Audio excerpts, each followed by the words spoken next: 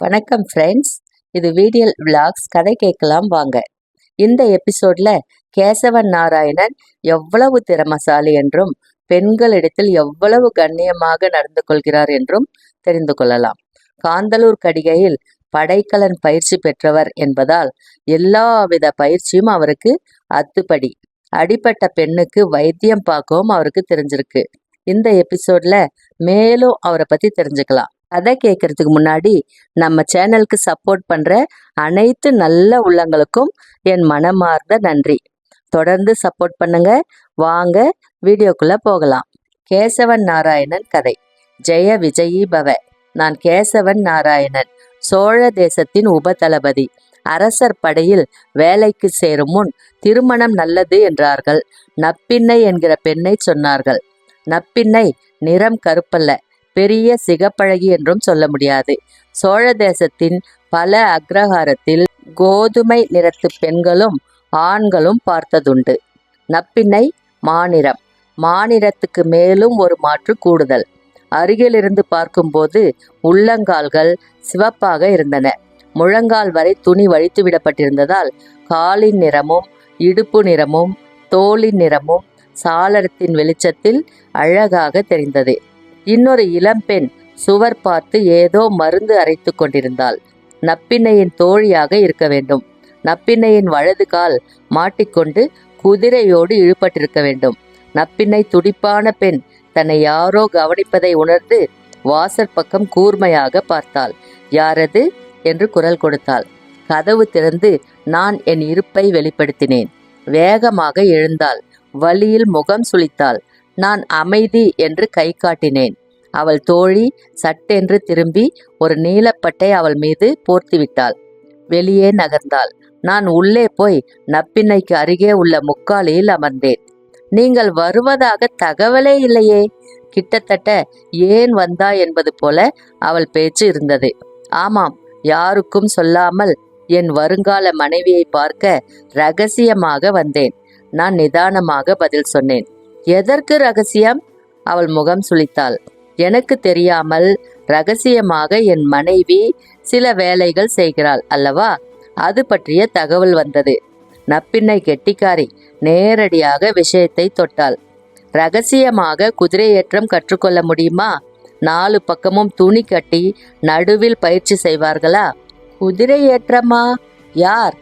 அவள் குதிரையேற்றம் கற்றுக்கொண்டதை நான் அப்பாவியாக விசாரித்தேன். அவளுக்கு என் நடிப்பு மெல்லிய கோபத்தை கொடுத்திருக்க வேண்டும். கோபம் கண்களில் நீராய் திரண்டது. சிறிது நேரம் தலை குனிந்து உட்கார்ந்திருந்தாள். முகத்தை வேறு பக்கம் திருப்பிக் கொண்டு பேசினாள்.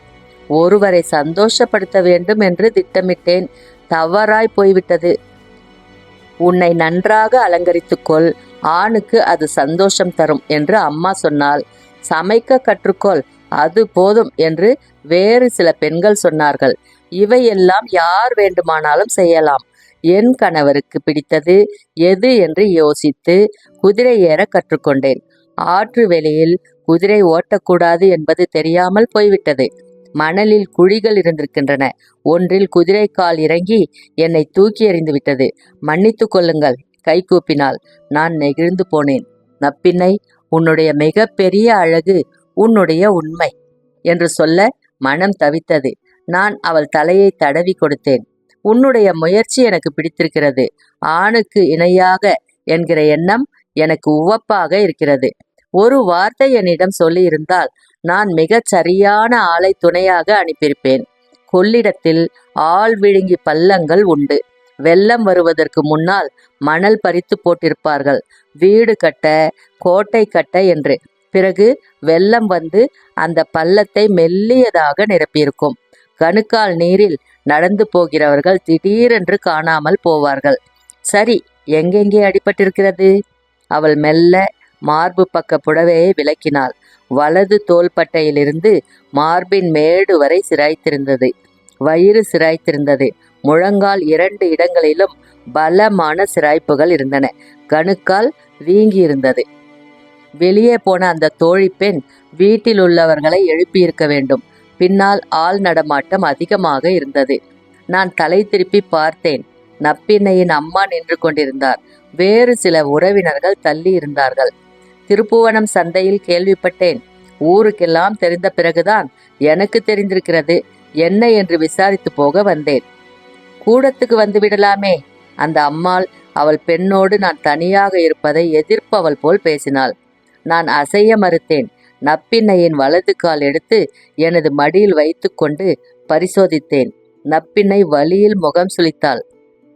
காந்தலூர் சாலையில் அடிபடுவதற்கு முன் அப்படி அடிபட்டால் என்ன மருத்துவ உதவி செய்து கொள்வது என்பதை முதலாவதாக கற்றுக் கொடுத்து விடுவார்கள். எடுத்த உடனே கத்தி பிடிப்பதோ வேல் பிடிப்பதோ முஷ்டியை மடக்கி தாக்குவதோ இல்லை. முதல் 6 மாதம் ஆயுர்வேதம் கற்க வேண்டும். எலும்பின் ஜீவாதாரம் மஜ்ஜை, மஜ்ஜையின் ஜீவாதாரம் தசை, தசையின் ஜீவாதாரம் நரம்புகள், நரம்புகளின் ஜீவாதாரம் இரத்தம், இரத்தத்தின் ஜீவாதாரம் ஹிருதயம், ஹிருதயத்தின் ஜீவாதாரம் நுரையீரல்கள், நுரையீரல்களின் ஜீவாதாரம் சுவாசம், சுவாசத்தின் ஜீவாதாரம் பிராணன். எது பிராணனின் ஜீவாதாரம் நீயே விசாரித்து அறி என்று ஸ்லோகங்கள் சொல்லி தருவார்கள். வெடுக்கென்று வலது கால் இழுப்பட்டதால் தசை இழுப்பட்டு சுருண்டு பழைய நிலைக்கு போகாமல் ஒரு தொய்வான நிலையில் இருக்கிறது. தசை கிழிந்து போன இடத்தில் இரத்தக்கட்டு ஏற்பட்டிருக்கிறது. தசை தொய்வும் இரத்தக்கட்டும் வலி தரும். இரத்தக்கட்டை நீக்க தசை தானாக இயங்கும். மேலே என்ன போட்டிருக்கிறது? புளிப்பத்து. புளிப்பத்து வேண்டாம், தோலை ரணமாக்கிவிடும். நான் 7 நாட்களில் குணமாக்கி விடுவேன். மறுத்தால் 3 மாதங்களுக்கு விந்தி விந்தி நடக்க வேண்டியிருக்கும். வருட கணக்கில் வலிக்கும். இரத்த ஓட்டம் விறுவிறுப்பாக உப்பு ஒத்தடம் அல்லது உமி ஒத்தடம் தரப்பட வேண்டும். தொடையிலுள்ள இரத்தத்தை கணுக்காலுக்கு ஒரு சீராக வரவழைக்க வேண்டும். தொங்கவிட்ட நிலையில் அமர்ந்து ஒத்தடம் கொடுத்தால் வெகு சீக்கிரம் குணமாகிவிடும். இதைத்தான் அந்த பெண்ணும் சொன்னாள். எந்த பெண்? என்னுடைய தோழி. மருத்துவம் படித்தவளா? அவர் தந்தைக்கு பரிச்சயம் உண்டு. சேர தேசத்திலிருந்து வந்தவரிடம் இவர் வைத்தியம் படித்தவர். ஒத்தடத்திற்கு ஏற்பாடு பண்ண சொல்லு. அந்த பெண்ணை கூப்பிடு. அந்த பெண் ஓடி வந்து தணல் மீது இரும்பு தட்டும் வைத்தது. உப்பும் உமியும் கலந்த மூட்டையை கொண்டு வந்தது. நல்லெண்ணெயை பானையில் கொண்டு வந்து வைத்துவிட்டு சிறு சிறு குப்பிகளை கொண்டு வந்து காண்பித்தது. அந்த பளிங்கு குப்பிக்குள் நல்ல தைலங்கள் இருந்தன. அந்த பெண்ணை வியப்போடு பார்த்தேன். இவையெல்லாம் என் வீட்டிலுள்ளவை. மற்றபடி ஒத்தடம் கொடுக்கவோ வலி நீக்கவோ சுளுக்கு எடுக்கவோ எனக்கு தெரியாது. நீங்கள் கற்றுக் கொடுத்தால் தெரிந்து கொள்ள ஆவலாக இருக்கிறேன். சொல்லித் தருகிறேன். அறையின் மேல் பக்கத்து சாளரத்தை திறந்துவிடு, வெளிச்சம் வரட்டும். பெண்கள் கூட்டம் அதிகரித்தது. ஆனால் யாரும் உள்ளே வரவில்லை. அந்த பெண் விசிறி தணலை பெரிதாக்கினாள். ஊர்ல இருக்கிறவா ஏதாவது நினைச்சுப்பா. இது அவள் அம்மாவின் குரல். என்ன என்று கேட்டேன். கல்யாணத்துக்கு முன்னாடியே மாப்பிள்ளை வந்து தொட்டு தொட்டு வைத்தியம் பண்றாரேன்னு நினைச்சுப்பா. அப்படியே விட்டுட்டு கிளம்பட்டுமா? நான் முகம் திருப்பாமல் கேட்டேன். எல்லா பொம்மநாட்டிக்கும் ஆசைதான்.